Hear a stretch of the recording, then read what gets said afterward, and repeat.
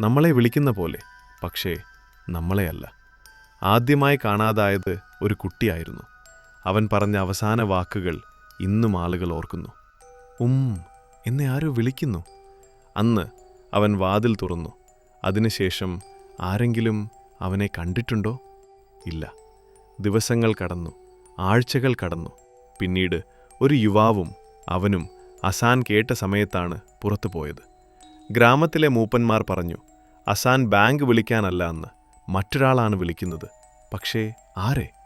ചിലർ പറയുന്നു അത് ഖബർസ്ഥാനത്ത് ബന്ധിക്കപ്പെട്ടിരിക്കുന്ന ഒരു ആത്മാവാണെന്ന്.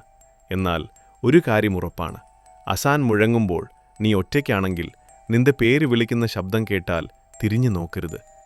വാതിൽ തുറക്കരുത്, മറുപടി പറയരുത്. കാരണം ഒറ്റ തവണ അത് നിന്നെ കണ്ടാൽ പിന്നീട് അത് നിന്നെ വിട്ടു പോകില്ല.